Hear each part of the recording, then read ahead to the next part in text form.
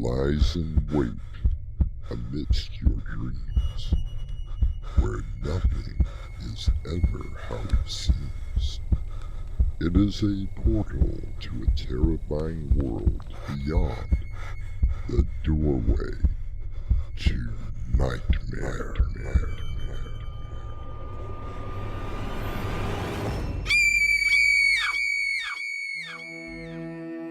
Come in. Welcome. I'm your host, Artemis Black. According to scientists, there is still over 65% of our world that is yet to be explored. Only 43% of the land area of our tiny planet is habitable. The other is desert and, curiously, mountainous.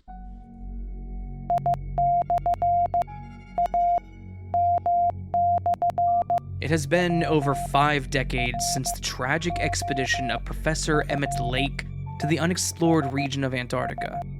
50 years since the so-called rescue mission that shattered a man's mind and left him hopelessly insane.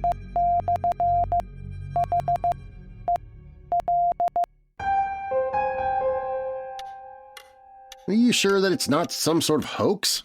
We've been able to triangulate the signal, Greg. It's definitely coming from the region of the base camp. Remarkable. But how do you know it is Emmett Lake? I don't. All I do know is that I have to see Robert Danvers, the student who went out with Lake's nephew to search for him. From all accounts I've read, Alan, Danvers is still locked away at the asylum. Yes, and he has never said a word in over 50 years. Exactly, so what makes you think that you could make a difference? No, Greg, not me. Perhaps this recording will jar something in his mind. Naturally, you're planning an expedition yourself? Of course. Can you imagine what may be up in those mountains if Emmett Lake is indeed alive?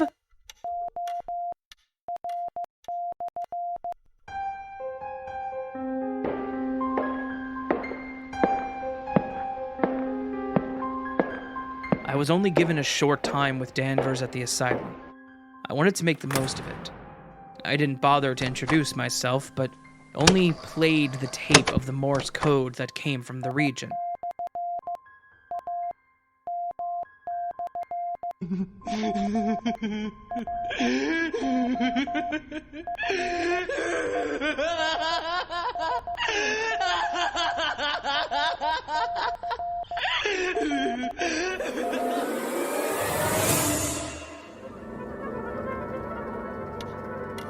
Greg, I believe you know Amanda Reese. Yeah. We met last year at the symposium. How are you, Amanda? Doing well, Greg. I take it that Alan has talked you into this little adventure? You know Alan. Once he gets a hold of something, he's like a dog with a meat bone. If you two are finished, I would like to go over the details of this expedition. You honestly think that after 50 years, Emmett Lake is still alive? It's what I want to find out, Amanda. Now here, right here on this map is where Lake made his base camp. Huh. Is that where William Dyer found the, slaughter? Slaughter? What sort of slaughter? When Dyer and Danvers arrived, they found the bodies of the scientists mutilated beyond recognition, including all of the dogs. The theory was that Lake had gone insane and escaped toward the mountains. And this was proven? Dyers brought back Lake's notebook. Here, you can see where Lake drew the entrance on the mountain. Huh. If these figures are correct, this range of mountains is even higher than the Himalayas. And far more dangerous. So, how do we get there? I'm flying us first to the spot where the base camp was, and then on to the mountains. The so-called Mountains of Madness.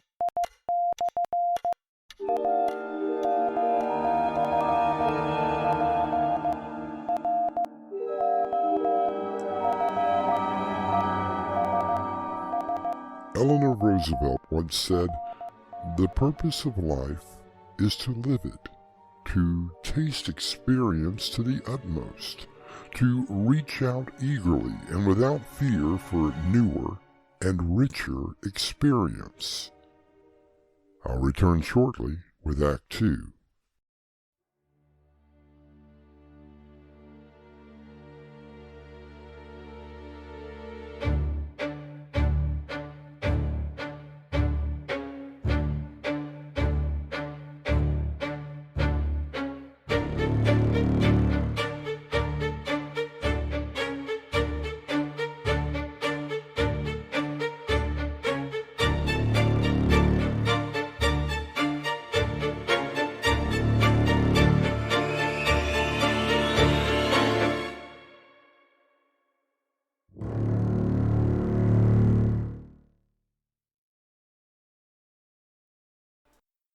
If you'd like to support us, visit our merchandise store.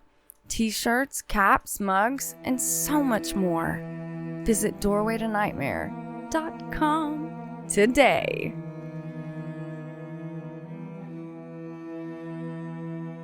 Noted astrologist Carl Sagan once said that exploration is in our nature.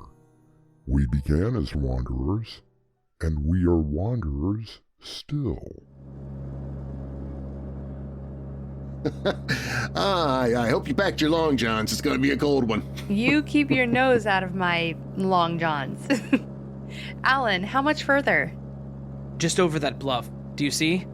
Lake had this part of his expedition pretty well mapped out. What exactly was he looking for, Alan? According to what I read, Lake was part of the advanced group that discovered 14 prehistoric life forms frozen in the ice. They couldn't identify them as plants or animals. 6 had been damaged, but 8 of them remained in pristine condition. What happened to them? No one seems to know. Lake's party went radio silent, which is why Dyer and Danvers went looking for them. Yeah, and found them. Butchered.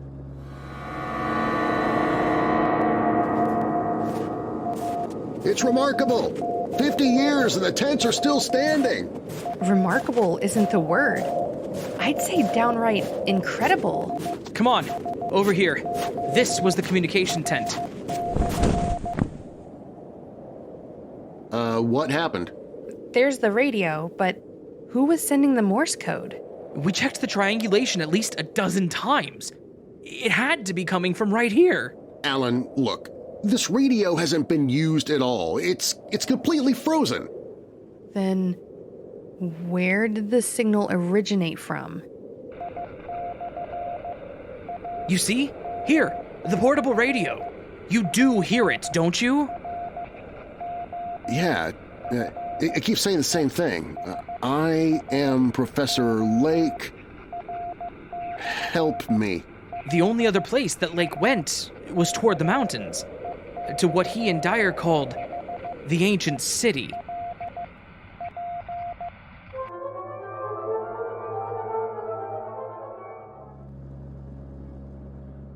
Alan, why has Danvers been in the asylum all of this time? According to Dyer, they were trying to escape from something. As they were flying out of the mountains, Danvers looked down and saw something that snapped his very sanity. And no idea as to what it was? No idea, Amanda. Perhaps this part of the world wasn't meant to be discovered. Yeah, I know you don't really mean that, Amanda. I'm not sure.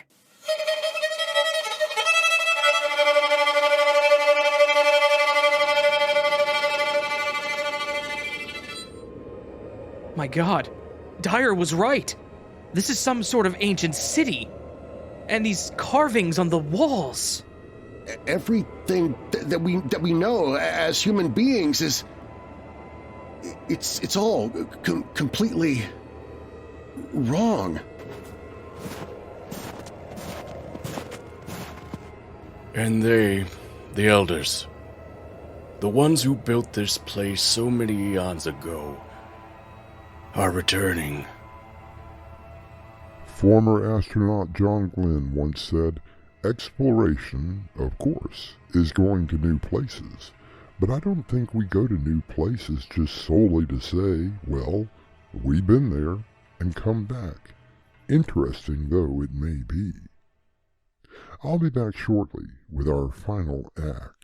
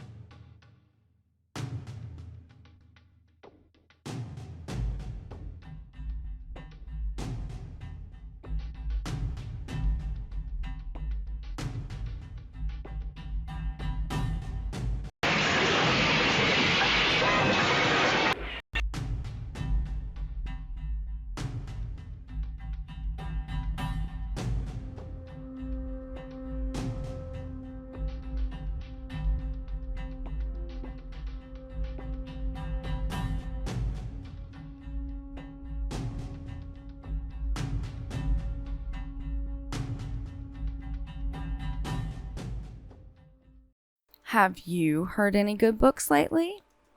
Audiobooks from Winslow Swan, now available on Spotify. Watch Circle of Mystery Tuesday nights at 7 p.m. Eastern Daylight Time on the Doorway to Nightmare YouTube channel.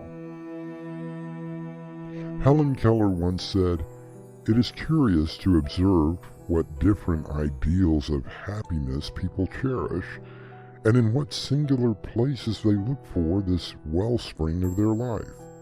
Many look for it in the hoarding of riches, some in the pride of power, and others in the achievements of art and literature. A few seek it in the exploration of their own minds, or in search for knowledge." It's incredible! You are Professor Emmett Lake! And you are? My name is Professor Alan Stanfield. This is Professor Gregory Scott and Professor Amanda Jameson.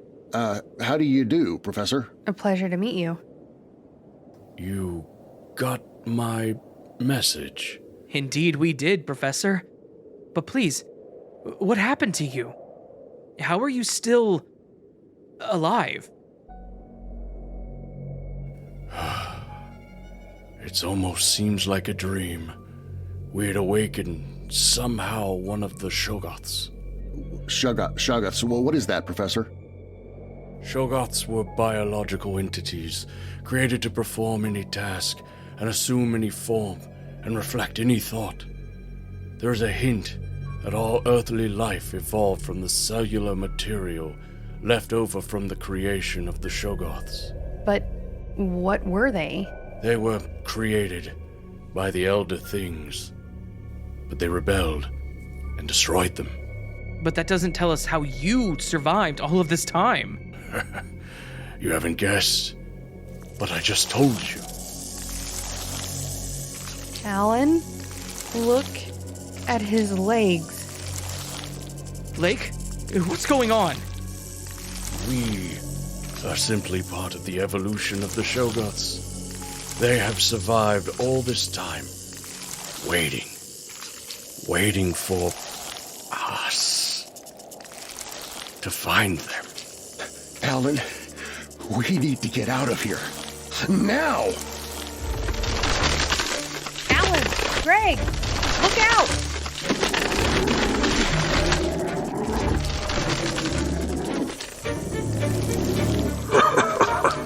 Look at me. They took me apart. They wanted to know what made us work. Then, they recreated me. Just as they will do to you.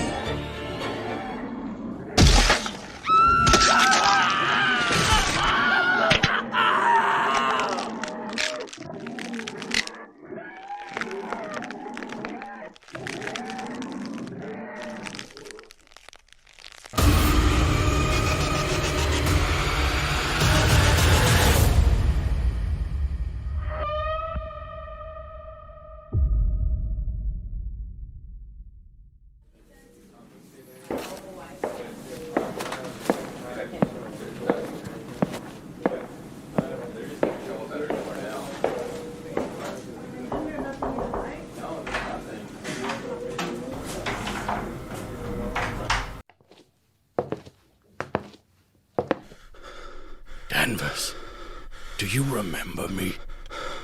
Look deep into my eyes.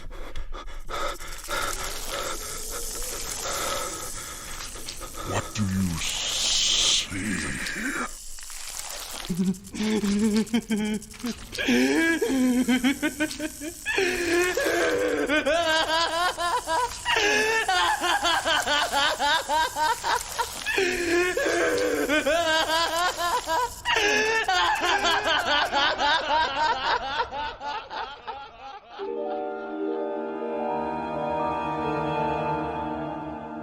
Perhaps some things should remain a mystery. Some places should remain untouched by the species known as human. I'll return shortly with a final word.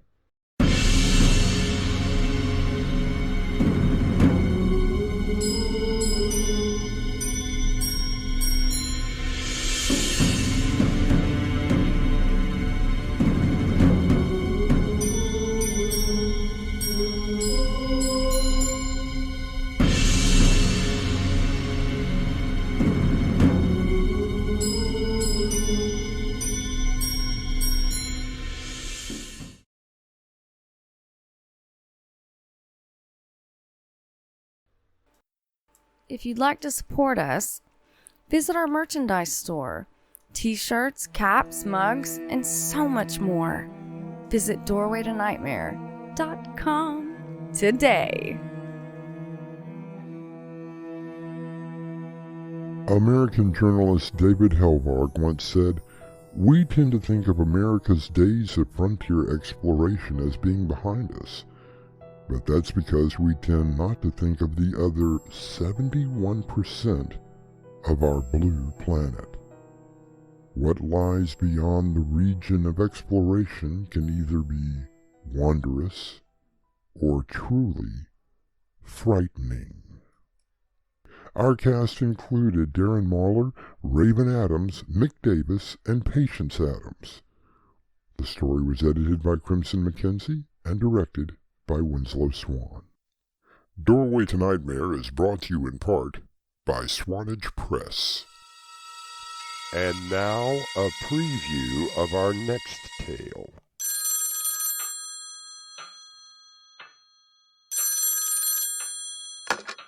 By 8 in the morning, only 7 hours from now, you will be dead.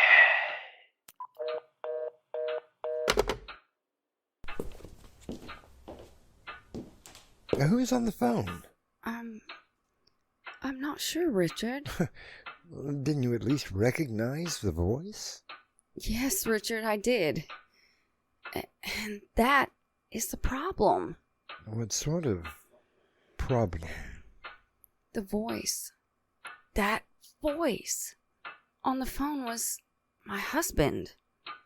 My dead husband. This is Artemis Black, inviting you to return with us to the Doorway to Nightmare for another adventure into the terrifying world of your imagination. Until next time, slumber peacefully. Epilogue. The butler did it. Watch Circle of Mystery Tuesday nights at 7 p.m. Eastern Daylight Time on the Doorway to Nightmare YouTube channel. Hey guys, this is Crimson. And this is Swan. And we'd love to know what you think of the stories. Even if it's bad. So leave us a comment. Or give us a thumbs up. Thank you.